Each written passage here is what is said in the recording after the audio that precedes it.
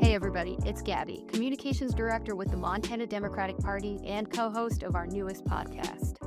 Join us weekly as we unpack and demystify the chaos and the excitement that is the Montana legislative session.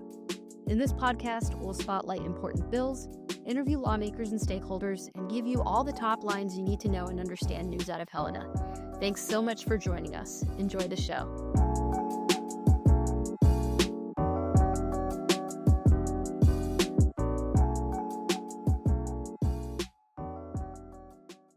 So we're really excited today to have Minority Leader of the Democratic Party, Pat Flowers, on with us on the Blue Bench podcast. Thank you so much, Pat, for taking time out of your very, very busy, hectic day to chat with us. Senator Flowers, it's so good to see you. We got to work real closely together last legislative session, and now we have some, different seats. But we're excited to spend a little time with you today and learn about how we can talk a little bit about how this session might look differently than last session, but also I'm just going to dive in with a couple of questions if that works. That sounds great. First of all, there was a big healthcare rally this week in the Capitol. Do you want to tell us how that went and what the focus was on that? I know Medicaid is an issue. Yeah, I think that was the primary focus of the rally, and I thought it was very well attended, great speakers. I was able to catch a portion of it, not the whole thing, but I think it showed the enthusiasm that we all feel as elected officials for renewing our participation in Medicaid. It's incredibly important, as you know, Shannon, from the last session and previous sessions as we've debated this. Really important for rural healthcare, really important for just general human welfare in the state. I think there's about 82,000 Montanans who are currently enrolled, and leaving them without health care would be devastating on a personal level. It's also important for just the business community in this state, too. So many employees for businesses who can't be covered by employer health care are covered through Medicaid. And so it's an important thing. I like to say it's important on a human welfare level, and it's just important for Montana at a business level and just at a broad healthcare level across the state. Yeah, I don't think a lot of Montanans realize that 82,000 number is close to, not quite, but close to 10% of Montanans, right? And then, as you mentioned, the economic impact as well, that we're not just talking about people who need their health care, but we're also talking about businesses staying open. So that's a good point. So, Senator, you mentioned rural and the effects of that. And I think that also, and I mentioned in our earlier podcast, I don't know if this is fair, but I think it's easy for legislators to, in earnest, forget about rural Montana, since many of us come from the larger populations. And we think a lot about farming and ranching and the importance of supporting farmers and ranchers, but this would have a big impact on those critical access hospitals and clinics. Do you want to add anything to that? Well, I think Eastern Montana, or folks who live in Eastern Montana already know the challenges of getting quality health care. Sometimes, even given the current circumstances, they have to drive a long way to get that. And if we lose Medicaid in its current form, we're not able to renew kind of what we're calling expanded Medicaid, they'll have to drive even farther. And it could result in clinics closing.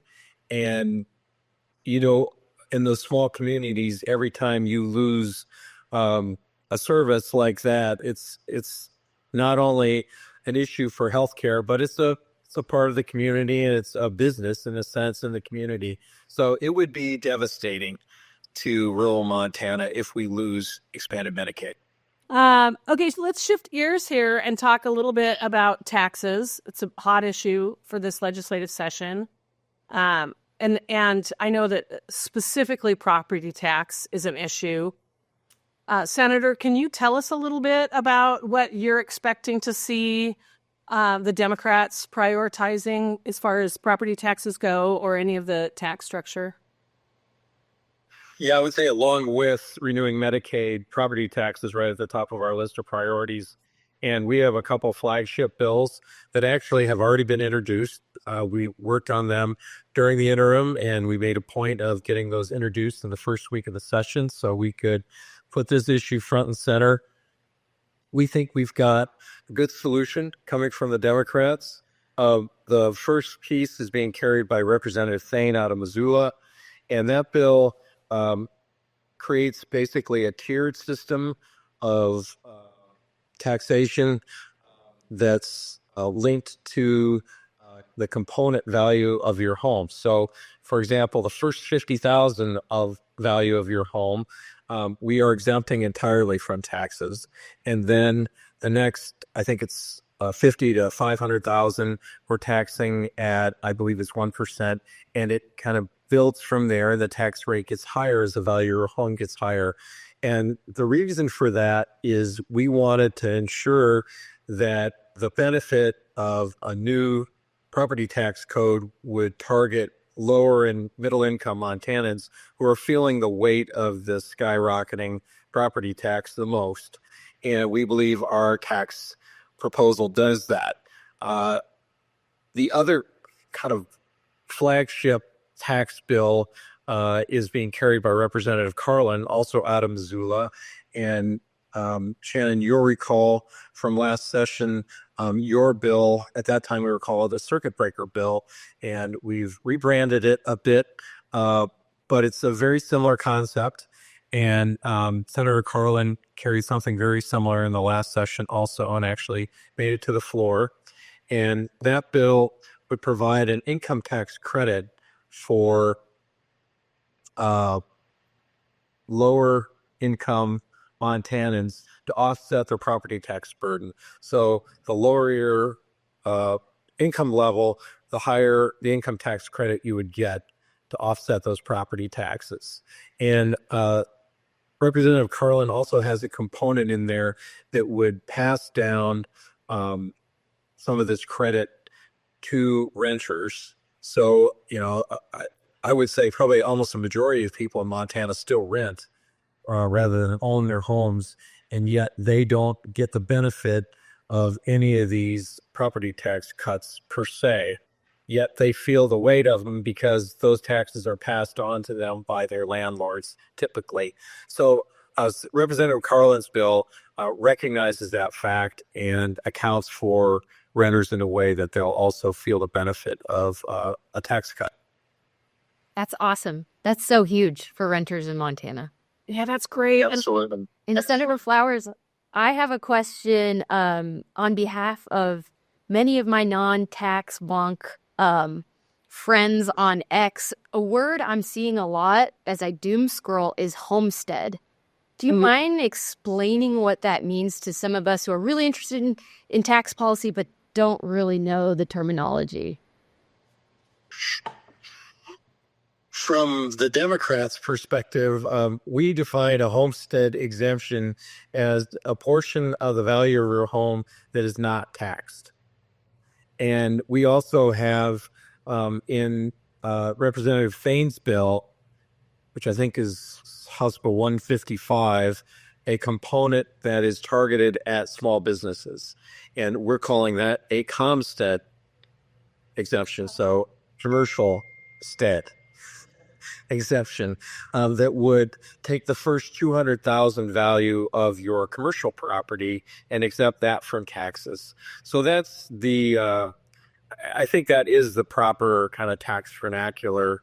The governor's proposal that came out of his property tax commission that worked over the last couple of years, they also have, quote, a homestead exemption, but it is a lower rate rather than an absolute exemption. So we we argue that we have the true homestead exemption and they have a faux homestead exemption. But regardless, that's how we're both using the term. And it's also studies that use the term slightly different. There's also an element of that being the home you live in as opposed to a second or third or fourth home. Correct. Right. Very helpful. Thank you for that clarity. You bet. Okay, anything else? I know that at the very beginning of the legislative session, day one, we heard you speak of, there was a press event, and we heard you speak about schools supporting our strong public schools. We also heard a lot about housing, which, this is the property tax certainly directly relates to housing. What are you seeing so far in housing in addition to property tax? Is there any legislation of concern? Go ahead. The way we're describing our circumstances right now and coming from Gallatin County, this is very real, and that is we have an affordability crisis. And I thought it was really interesting, actually, that the governor used similar terms. And I think on that point, we agreed. There is an affordability crisis in this state, and it really starts with housing. And so we've had some opportunity in Gallatin County, and I know in other parts of the state, to build some affordable housing using federal income tax credits, low-income housing income tax credits. And there is a proposal coming to do something similar in the state to create a state low-income housing tax credit. That's being championed by the Housing Coalition as one of their priorities, and that's something that we support. I have not seen that introduced yet. But that can, as we learned in Gallatin County, that can be used to kind of complement what they call the capital stack that's needed to produce the development. And sometimes they have a gap that they need to fill, and it's sometimes not a huge gap, but it is a gap. And that's a place where that state low-income housing tax credit can really be the difference between a low-income housing project moving forward or not. So that's one piece that we're really hoping we can get across the finish line and work with the Housing Coalition to make that happen. And of course, our folks across the aisle as well. I know that Senator Fern is once again bringing his multifamily housing coal trust program back and trying to infuse more money into that. That's also basically a source of a loan source for developers so they can also build low-income housing. My understanding is there's going to be another proposal also being championed by the Housing Coalition to fund an existing housing trust that is found in Department of Commerce and but has never been funded, and to put some money in there also for another source for low income or low interest loans for developers to develop affordable housing. So those are three of the pieces that I know are there. I'm sure there are other ideas that are coming forward in this session. I think there's pretty broad recognition that it's an issue. I think across the aisle as well. I think we have different views on how to address it or to address it at all. Senator Flowers, I'm going to bring up a topic that's very close to my heart. I would love for it to always be at the front and center, and actually it basically is. Montana Democrats fight very hard for our strong public schools, and curious what you're seeing right now early in the legislative session. If you have any predictions or if you have any thoughts on how we can support our kids by supporting our teachers and our schools. There is a fair amount of talk right now about school funding, and obviously we have the centennial study coming up to look at school funding. Is that what it's called, Shannon? Decennial. It's a 10-year. Yeah, it's a 10-year look. But I think there's also some interest in making some changes now to create additional funding for schools that are feeling the weight of inflation and are struggling to kind of keep their school districts afloat. And so I think there's on both sides of the aisle interest in that. We'll see how that develops over the course of the session, but I think there's honest interest across the aisle as well. I think as I understand it, the Republicans have really focused their interest on the STARS Act. And as I understand it, that focuses more on new teachers and new teacher pay.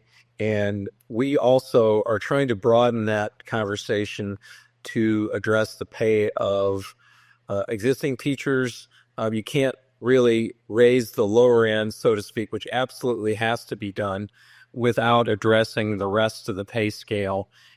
Otherwise, you start dropping them off the other end because they can't have stagnant wages or wages that are so far below a living wage and expect them to stay in the job. So we're trying to broaden that conversation, and hopefully we'll find some partners on the other side of the aisle that recognize the need for that too. As you know, Shannon, I'm also a big supporter of public education. My kids went through public schools, got a great education there in Bozeman, and it's frightening to me to see how they're struggling just to keep teachers when I know the quality and of teachers that my kids were fortunate to have and the commitment that I saw from those teachers every day. And we need to hold on to that. It is such an important thing, not only for our kids, but once again, this is a business issue. If you're going to try to attract and hold businesses in this state, we have to have quality education because people don't want to move to a state that has a terrible public education system, because that's where most kids go to get their schooling. So it's an incredibly important issue, and it's so foundational. I don't need to tell you how important it is. You've been preaching to me too for the last several years on that, and certainly influenced me. So yeah, education funding, huge priority for us. Teacher pay, huge priority for us. And we're going to fight hard every day to make sure we gain some ground on that and hopefully stabilize our public school system. That's wonderful. Thank you, Senator Flowers.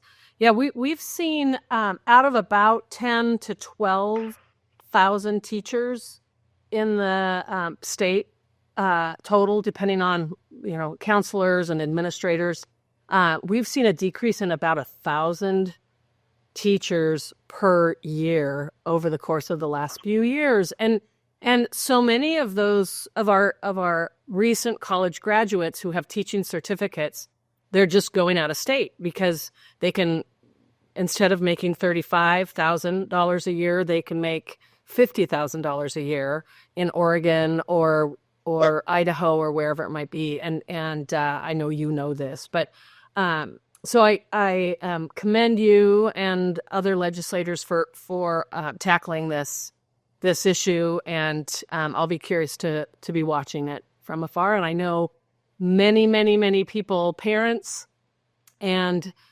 teachers and all sorts of folks alike will be curious about it. For sure. So I'm just gonna kind of hand you one last thing, Pat, before we sign off.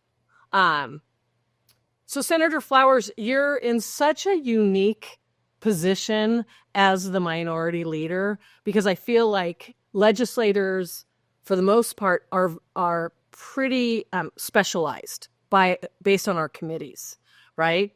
But you're in this position of being very generalized, because from my perspective anyway, watching you work last session, you had to know what was going on all the time, everywhere, as best you could.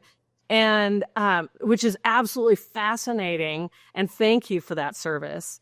And so I guess the question is there anything else that you're seeing happening that we might not know about, or we haven't seen in the press that you'd want to share? Absolutely. I think another piece of this affordability crisis that I talked about earlier is childcare. And, in the last session, Shannon, how focused we were on that as an issue. And we made some headway with Best Beginnings. And we think there's lots more to be done there. And I think we're going to see some important movement on that. There's been some discussion about a child care trust that would be able to be, number one, sustained in the long term. So the corpus would be maintained, and we'd be able to take the proceeds from that trust, invested trust, and use it for things like startup costs for new child care resources, possibly raise the income qualification for Best Beginnings so you could make more money and still qualify. Representative Carlin has a really interesting bill to allow for child care workers to qualify for Best Beginnings simply because they're working in that field. And that would be a huge recruitment tool, I think, in getting more child care workers. And because most of them, I think about my niece owns a child care facility in Gallatin County, and I know what a struggle it is to find employees for. And she's got great employees. She's running a great preschool, but it is a struggle. If she had that in hand, where if you come to her school as a teacher, your child should be there and you would qualify for Best Beginnings assistance, regardless of the income that your husband or partner brings to the table, it would really be significant. So that's another one that's out there. I think I'm really excited that we're going to make some more headway on this issue in this session. And so I'd say look for that in the coming weeks. Well, that's music to, I think, a lot of people's ears. I think a lot of folks know if a child, especially a child who's at risk for whatever reason, poverty or any family issues, they're significantly more likely to be kindergarten ready if they have the high quality childcare. And if we can have our children kindergarten ready, it changes the game for everyone. So I won't go into that too much, but that's great. I'm delighted that and grateful that you chose that one. All right. Absolutely. Well, thank you so much for joining us, Senator Flowers. Thank you for having me. It's been a pleasure talking to you both, and always nice to see your smiling faces.